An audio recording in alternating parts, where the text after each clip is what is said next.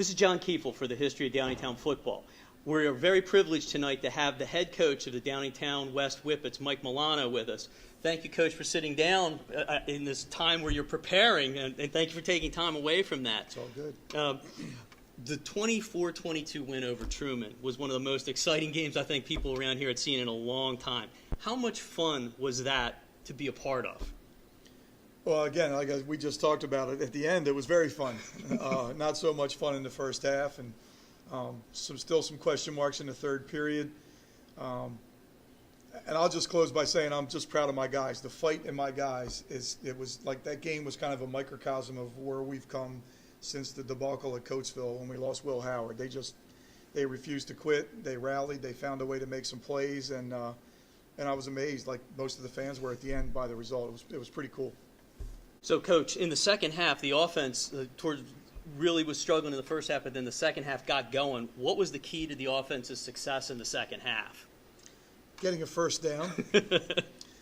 First half, their ball control was unbelievable. We had three and out possessions, and we really didn't have a chance to find out what we could do. We had a game plan going in, obviously, and when you don't get the ball much, when you're 8 minutes without the football and you get it back, it's almost, hate to call it panic mode, but you're like in a rush. Hey, it's like we need to do something here, and we didn't get anything done in the first half. As I said, three and outs.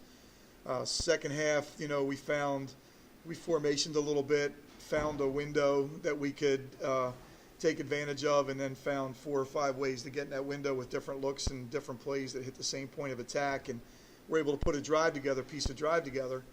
And even then, we left it down on the 1 yard line. We left the ball on the 1, and some of that was miscommunication. We have the new quarterback, and he's banded. He's not a signals guy, and so I called whatever, red and blue. I gave him a color and a number, and he called the right color and got a different number, and we got a bad play and left it on the 1 yard line, and that was tough. In that game, the way possessions were going, it didn't look good. Our situation was certainly dire, I thought, but we got it back, drove and scored. Defense stiffened. We got it back, drove, and scored. And then Danny, we have the tip play to Danny Burns on a 3rd and 5, and it's like magic. It was just the kids are making plays. So we get the game tied, and then they get the bad snap on the punt, and we recover in the end zone. And hey, well, you saw the end, but we finally got the offense going a little bit, which gave us confidence. And then how it goes. It's like momentum. Everybody starts playing a little bit harder, believing a little more, and it snowballs. So, Coach, you have some great leadership on the offensive line, and I think that really showed during that football game throughout. Do you want to talk about some of the guys that make up that unit? Because I think they're really some special guys. Well, there's some seniors on that line that have been around here for a while, and most of them are walking wounded right now. So Mark Villano is a young guy who never played football before 10th grade, and he's developed into he's one of the better offensive linemen, better offensive tackles we've had around here. And he's playing in a brace. He's got a shoulder that subluxes, and he fights through it. Chris Yoxik's at center at 190 pounds. Has played guard. He's playing center now. Same deal, shoulder that pops in and out and just battles, and he makes all the calls, protection checks on the O-line. Excuse me. With a new quarterback, he used to be the quarterback checking protection. Now it's our center. So he's really the glue down there, keeping all of that together. Little kid named Nick Smaler's playing guard. We laugh about Nick. If somebody would have told us Nick Smaler would have been a starting guard on a team with 11 wins, I don't know if we all would have believed it. But to his credit, he's grown up and he's playing great.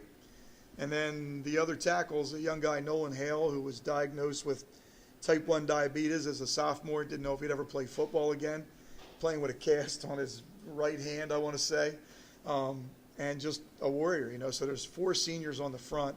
And they're close. You saw them in here earlier. They're close. They love each other. They play hard for each other. So, Coach, next up for you this week is North Penn. Yep. Number 1 seed, a traditional playoff opponent against Downingtowns over the years.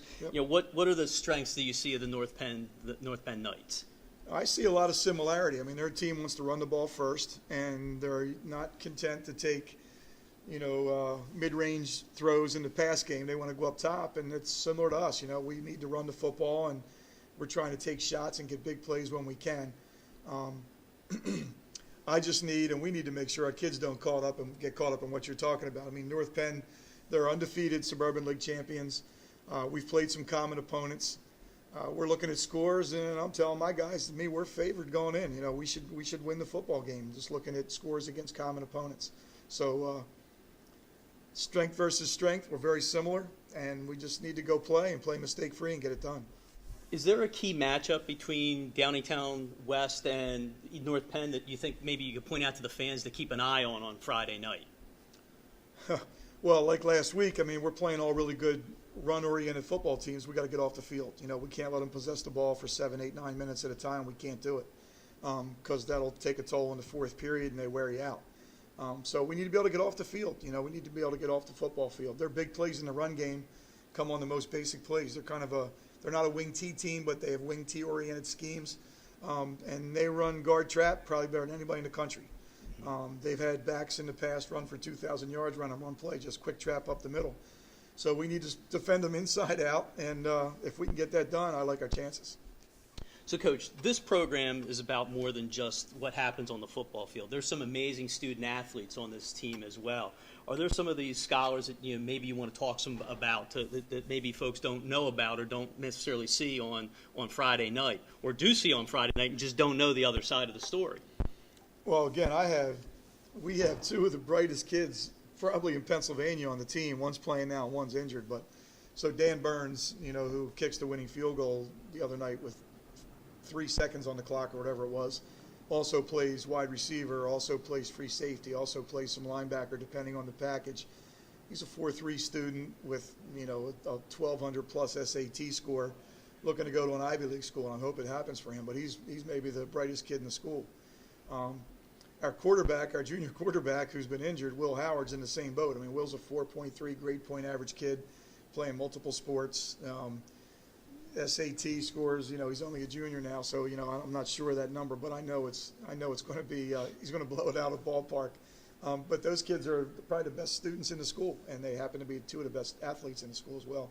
Okay, well, Coach, I want to say thank you for taking time out of your schedule, talking to the history of Downingtown football here tonight, and certainly good luck on Friday night. Thanks, John.